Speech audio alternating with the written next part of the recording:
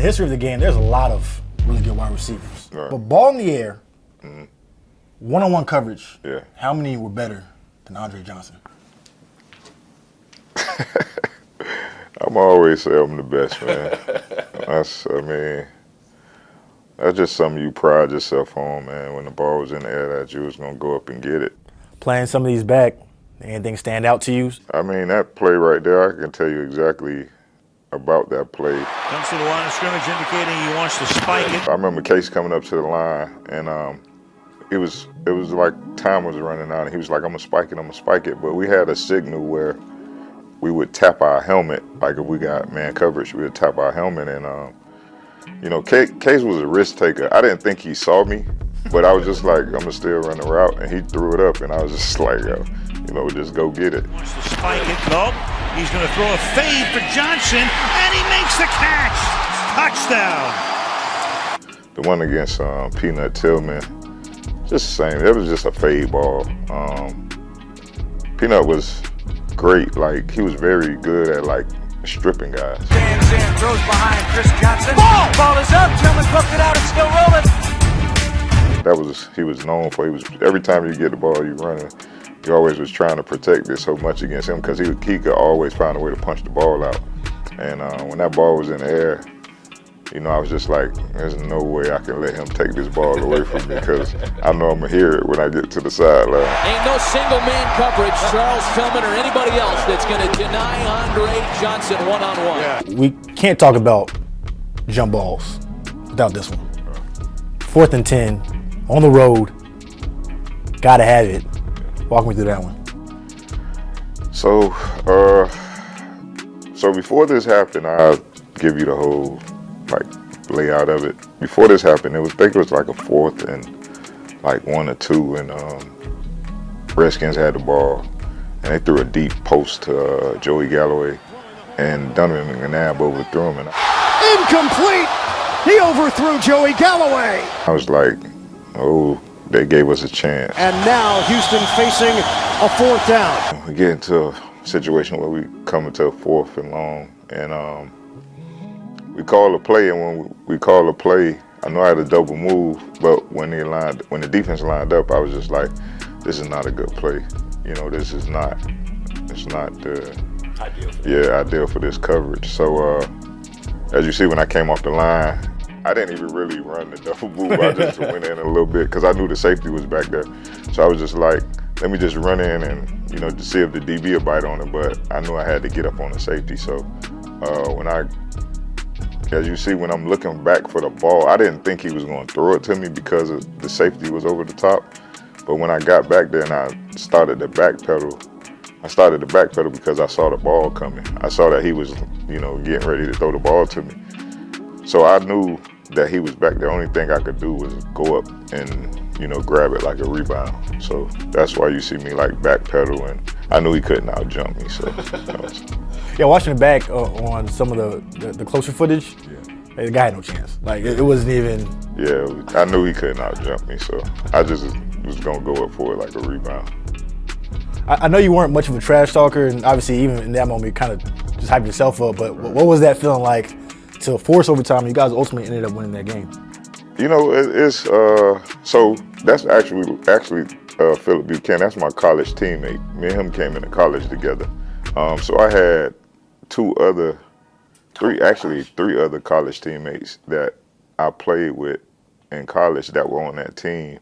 So it was a little trash talking going on during the game. So when I made that catch, that's why I was just kind of amped up. Shot goes for the long ball, looking down and knocked away, then caught on the rebound by Johnson. When I go back and I watch some of your highlights, the thing that stands out to me is some of the degree of difficulty on some of these catches. So I want you to scale some of these. On a scale of 1 to 10, I want you to tell me how hard was it, because I think you made it easier than what it looked like. So we'll start with this one. This is against the Colts, obviously a divisional opponent. On a scale of 1 to 10, how tough was this one? The concentration, get the feet down. That's like a 2. 2. Light work. Yeah. Scale of 1 to 10, where's this one at? That's about an 8. That was actually I might give that a 9. But that catch was actually tough. Cause the crazy thing about it, I had dropped 2 easy passes earlier before that happened, and we had planned the whole week for this play, and I was open, and when he threw it, I was just like, man, I could tell like he overthrew me, so I didn't think I was gonna get to the ball. So as you can see, I just stuck my arm out, and when I stuck it out and I tapped it, once I tapped it, I was like, okay, I can get to it, But when he first threw it, I didn't think I was gonna get to it at all. Another one, 1 to 10, getting that feet down. The concentration on that one. Where do you scale that one at? Yeah, that was tough. It was kind of similar. Like if you see how far I stretched out, I didn't think it was kind of the same thing. I didn't think I was gonna get to the ball. I thought he had like overthrew me, but I just stretched out forward. I was able to get it. I thought when I toe tapped, I thought I might have been out of bounds because of how far I was going towards the sideline. But I was able. I get that about an 8. So that one's an 8. To me, this is a 10, but you tell me. I'm pretty sure this is the same game. Yeah, I give you a 10 on that. I'll say the difficulty about this one was, if you watch, I don't know if you had it. Well, yeah, if you watch it from here. Yep, that's the angle. Yeah, like I never put the ball in my body. Like if you notice, I kept the ball out the whole time. And normally like a arm, a leg, or something will hit to knock the ball loose, but I don't know how I was able to maintain it all the way through the ground. As you can see, the ball is kind of, shifting or whatever, but yeah, I give you a 10 on that. You've had a lot of Houston hops, if that's what you want to call them, over the course of the years. Yeah. But in overtime Yeah. against Jacksonville. Bubble screen to Johnson, Andre Johnson! Here he goes! Touchdown! How special was this one in particular? I mean, just looking at it, you can see how crazy everybody going. I just remember, I'll never forget when we called a play, I was just like, man, these things, they work at times, but it wasn't something we ran a lot of. So when he called it, I was just kind of like, all right, like, let's see what happens. We called it, and when I took off running, I'm just like, I just saw everything open. I'm just like, wow, like, so I know I had like one guy to beat, and Ben Jones, he gave me a great block down the field, and like, man, that place got so loud. Like, and I remember just jumping up in the stands, like the people they were going crazy. That was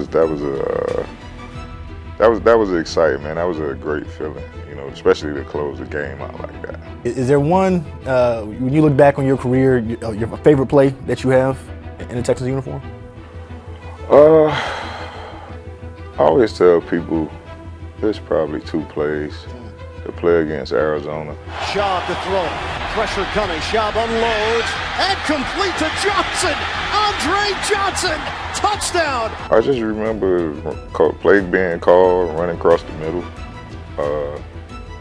Knew I was going to take a hit. Took a couple.